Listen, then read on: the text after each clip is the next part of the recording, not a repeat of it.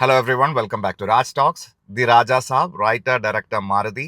ആദ്യ പുരുഷ് കണ്ടതിന് ശേഷം പ്രഭാസ് ഓമിനോട് പറയുന്നുണ്ട്, അതിന്റെ ഡയറക്ടർ ഓമിനോട് പറയുന്നുണ്ട്, Om come to my room.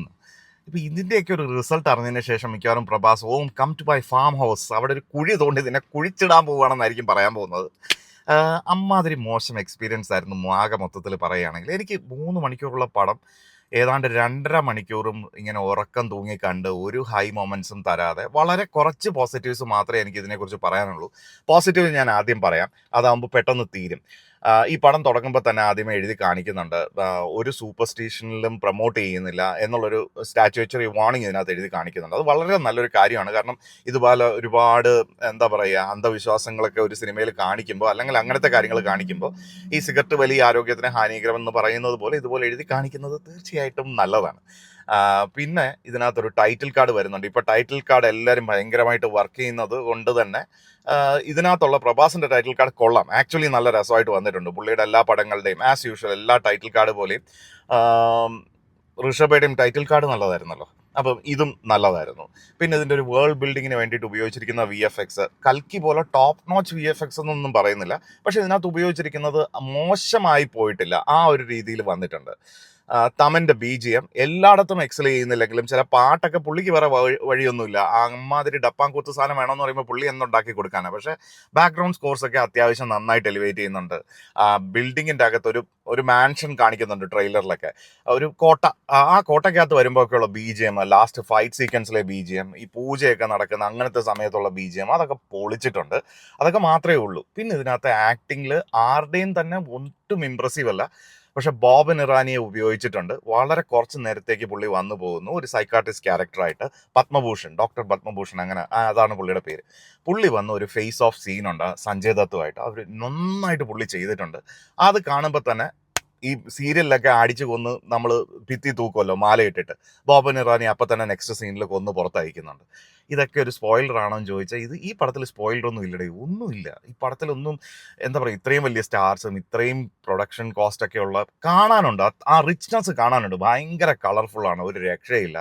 പടത്തിൽ പ്രഭാസ്, മാളവിക, റിദ്ധി, സറീന വഹാബ്, ബോബൻ ഇറാനി, സഞ്ജയ് ദത്ത്, ഇത്രയും ആൾക്കാരും അതെന്ന് വെച്ചാൽ ഇതിനൊക്കെ വലിയ എക്സ്പെൻഡിച്ചർ അല്ലേ.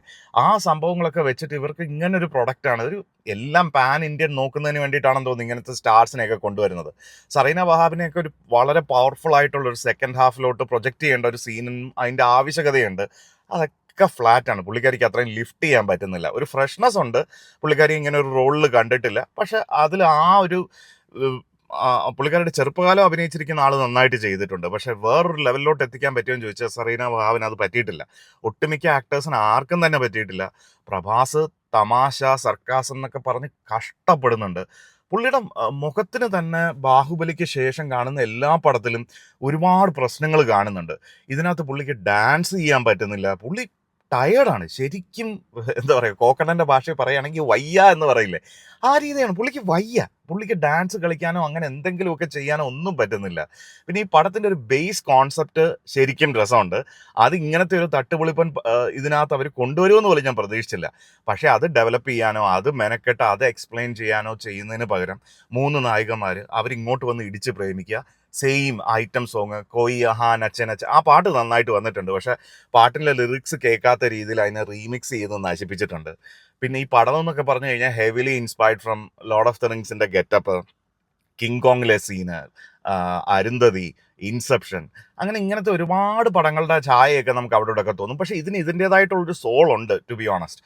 പക്ഷെ അതിനെ എന്തെങ്കിലും ഡെവലപ്പ് ചെയ്ത് എന്തെങ്കിലും നന്നാക്കാൻ പറ്റുന്ന രീതിയിലാക്കിയോ ഇല്ല.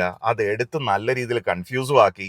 ഒരു ട്രാൻസിഷനും ഒരു സ്വിച്ചിങ്ങും ഒരു ഹിപ്നോട്ടൈസ് മോഡും കാര്യങ്ങളും ഒക്കെ ഉണ്ട്. ഞാൻ ഇങ്ങനെ പറയുമ്പോൾ നിങ്ങൾക്ക് മനസ്സിലാവില്ല, പടം കണ്ടു തന്നെ മനസ്സിലാവും. എനിക്ക് തോന്നുന്നു ഈ പടം ഒരു പക്ഷെ അടുത്ത ട്രോൾ മെറ്റീരിയലായിട്ട് മാറുമെന്നൊക്കെയാണ് തോന്നുന്നത്.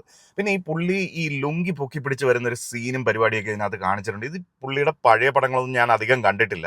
ഛത്രപതിയോ ശിവാജിയല്ല, അതൊക്കെയാണ് ഞാൻ കണ്ടിട്ടുള്ളത്. കുറേ വെട്ടുകുത്ത് പടങ്ങളാണ് പുള്ളിയുടെ. ബാഹുബലിക്ക് മുമ്പുള്ളതൊന്നും അതിന് ഇറങ്ങിയതിന് ശേഷമാണ്, ബാഹുബലി ഇറങ്ങിയതിന് ശേഷമാണ് ഞാൻ പുള്ളിയുടെ പഴയ പടങ്ങളൊക്കെ കാണുന്നത്. അപ്പോൾ ഇനി അതിലൊക്കെ ഉള്ള പുള്ളിയുടെ ഒരു സ്ഥിരം നമ്പറാണോ ഈ ലുങ്കി പൊക്കി പിടിച്ച് റൊമാൻറ്റിക് സ്റ്റൈലിൽ വരുന്നതെന്ന് അറിയില്ല. പക്ഷെ അത് ഈ പടത്തിൽ നല്ല ബോറായിട്ടുണ്ട്. പിന്നെ അത് മൊത്തത്തിൽ ബോറായതുകൊണ്ട് അത് മാത്രം അങ്ങനെ ഓർമ്മ വന്നപ്പം ഞാൻ പറഞ്ഞതന്നേ ഉള്ളൂ. അപ്പോൾ ഇതൊക്കെയാണ് ആകെ മൊത്തത്തിൽ രാജാ സാബ്, ദി രാജാ സാബ്. ഇത് തന്നെ ഈ പുള്ളിക്കാരൻ എന്തിനാണ് ഈ പേര് എന്നുള്ളതൊക്കെ തന്നെ കോമഡിയാണ്. പിന്നെ ഇതൊക്കെ ഏറ്റവും അവസാനം പുള്ളിയെ ഉണർത്തെഴുന്നേൽപ്പിക്കാൻ വേണ്ടിയിട്ട് ഈ പേരൊക്കെ ഇടയ്ക്കിടയ്ക്കൊക്കെ വിളിക്കുന്നുണ്ട്. അപ്പോഴാണ് നമുക്കും ഓർമ്മ വരുന്നത്. ഇതിനകത്തൊരു ക്യാരക്ടർ ഇടയ്ക്ക് പറയുന്നുണ്ട്, പത്മഭൂഷൺ ഈ ഗതി വന്നല്ലോ, ആ ഡോക്ടറിന് ഈ ഗതി വന്നല്ലോ എന്നുള്ളത്. അത് ശരിക്കും പറഞ്ഞാൽ നമ്മളെ നോക്കി പറയുന്നത് തന്നെയാണ്. അതൊക്കെയാണ് ഫോർത്ത് വാൾ ബ്രേക്കിംഗ് എന്ന് വേണമെങ്കിൽ ഈ പടത്തിൽ പറയാവുന്ന ആകെ ഒരു ബ്രില്യൻസ്. ഈ കോട്ടയ്ക്കകത്ത് വന്ന് പെടുന്നത് പോലെ നമ്മളെല്ലാവരും ഒരു ഗ്രൂപ്പായിട്ട് ഈ തിയേറ്ററിനകത്ത് വന്ന് പെട്ടു എന്നുള്ളൊരു അവസ്ഥയാണ് എനിക്ക് തോന്നിയത്.